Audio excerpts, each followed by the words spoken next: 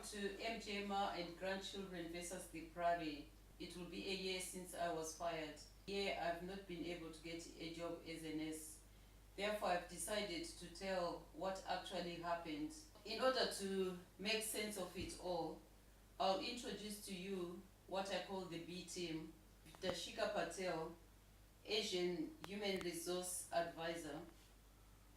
Karen Checha, White Medium Secure Unit Manager.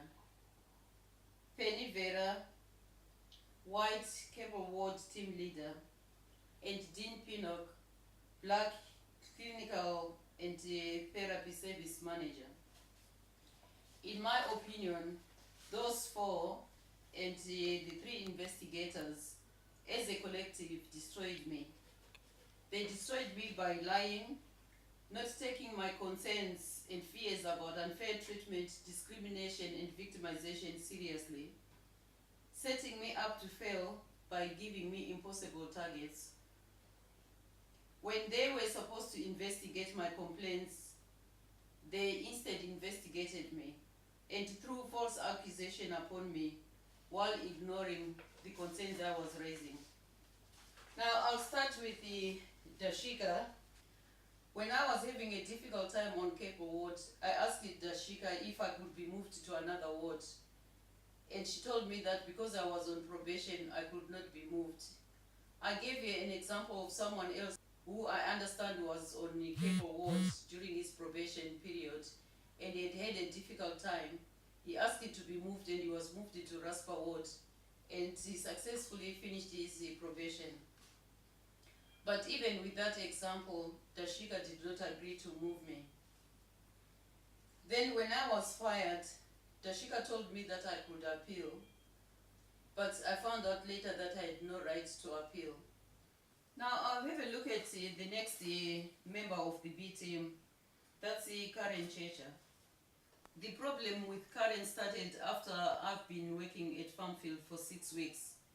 She criticized my care plans, and later on both of us attended a care plan writing training which was organized by an external Priory trainer. The trainer confirmed that I was right. See, when I asked it for the list of documents the external investigators were given, I was surprised that there was an email which was exchanged between Karen Checha and Penny, in which Karen Checha was expressing her concerns. Now, I believe that the concerns she was talking about was that she falsely accused me of sitting at the computer ignoring my patient. But when an incident happened on the ward, I wasn't even on the ward. I was on escort in town with another patient. And yet Karen told Penny that the incident happened while I was on the ward, and instead of dealing with the incident, I let staff from other wards deal with my patient. I'm not so sure why she would lie about something which can be proved.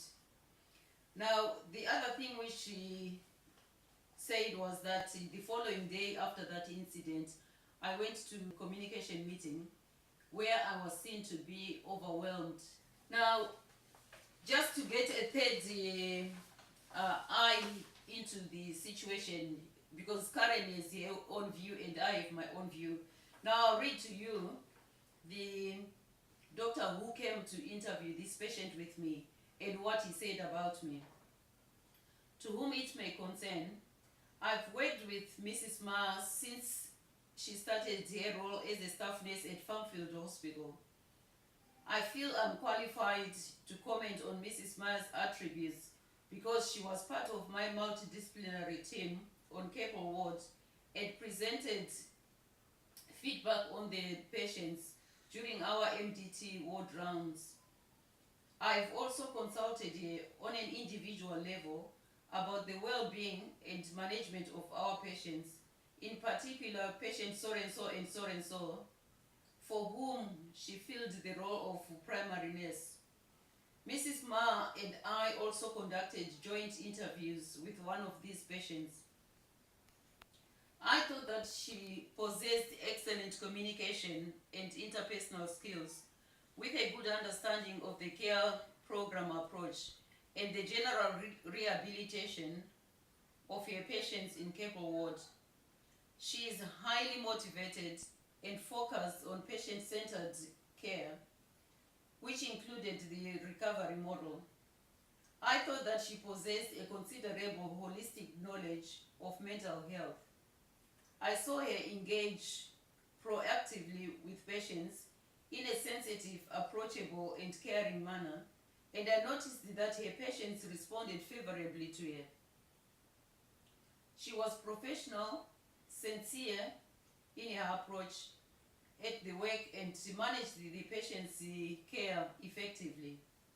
Mrs. Maher and I interviewed a patient who was experiencing acute distress.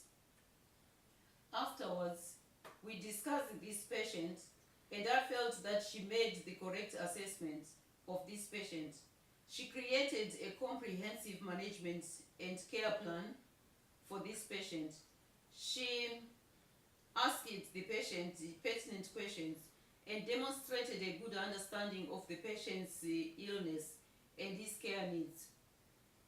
She shared a good rapport with this patient, and this resulted in the patient being confident enough to trust her and open up to her. I felt that her interaction with the patient was of significant therapeutic value to them. She conveyed information about the patients clearly, accurately, and concisely. This was evident in her record keeping. She regularly wrote high informative notes about her patients on our computerized system. I valued the information that she provided me with. When she conducted an MDT ward round, she gave an attitude and relevant summary of each patient in the ward without going into unnecessary details. I can recall a social worker sitting next to me at the ward round, commenting that staff nurse Ma had conducted an excellent presentation. I think that Mrs. Ma has sufficient knowledge of her role and responsibilities under the Mental Health Act of 1983 and can apply this in practice. I found her to be a very competent staff nurse. So how, if you listen to what has been said by somebody who was actually working with me, how does it fit in that I failed to meet the minimum requirements of a junior nurse? Penny Vera, White Keppel Ward team leader. Now, when I joined the Priory, I explained that on Thursdays I do a group for vulnerable adults and a group for trainee counselors. So Catherine, the deputy team leader, was being understanding, and she used to give me Thursdays off. But when Penny came, she started putting me on duty on Thursdays. So it made it very difficult for me, because one day she put me on duty, and then I asked if I could take it as annual leave. She refused, and she said that she needed 3 weeks notice to give 1 day annual leave. A few minutes later, another health assistant care came in, and he asked it for the very same day I was asking for, and he was immediately given the day off as annual leave. After that, I decided that I need to put annual leave in advance, and I thought that Penny would be understanding and give me annual leave on the days when she can't give me a day off. But when the duty sheet came back, she had given me annual leave for 2 months every Thursday. And then after that, even if I found someone else to work my shifts and swap, she wouldn't allow that to happen. Because Penny put me on annual leave for 2 months, it meant that I was only working 2 days a week, which wasn't enough, because I still had to cover a workload of somebody who's working 3 days a week. So I asked Penny if I could work overtime so that I could have more time to do my work. But she refused to give me the overtime, and I didn't understand why everyone else was being given overtime and I wasn't. Now, my mandatory training, it wasn't protected. And because I was just working 2 days a week, I felt that I couldn't afford to take another day off to go training, which would have meant that I only worked 1 day a week. So I started doing mandatory training during my own time, on my day off. And then the other thing Penny used to do a lot was to humiliate me. Any mistake I make, she would highlight it. When I came back after that, I found a letter in my pigeonhole, and Penny had written a letter to everybody on the ward. And in that letter, she was talking about the night I had worked. What I didn't understand was, one, why Penny didn't talk to me. Now, it was bad enough that she had sent the letter to everybody, but now it was on the notice board. So I decided that I've had enough. I want to be moved from Cape Ward, and I asked it to be moved, but she wouldn't. Dean Pinnock is the Black Clinical and Therapy Service Manager. Dean Pinnock was the first person I wrote to about my fear of victimization.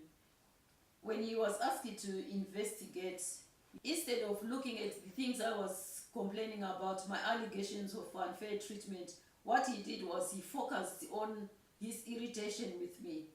For example, I'll read, "I'm sorry you feel the managers here at Farmfield are lazy. If you provide specific information regarding this allegation, I'll investigate the matter. I would require the same of your allegations of managers talking to staff in disrespectful manner and setting them unreasonable targets." Now, I gave him the examples, but I never got any feedback. The reason I said lazy was because the 2 patients I was given, their care plans, their notes, they were in a state which I don't understand how managers could allow that to happen. It was unacceptable to me. So that's why I said lazy. Now, when Penny was on maternity leave, Catherine was the one acting as the team leader. My experience of Catherine was that she was very supportive. You could go to her, you could talk to her, and I felt that she was very fair. But for some reason, I met with Catherine on the 9th of March for my preparation for my final probationary assessment. We went through my induction book. There was not a single thing which was outstanding. Catherine was pulled out from my final meeting. No explanation was given to me. Instead, Ashika took over.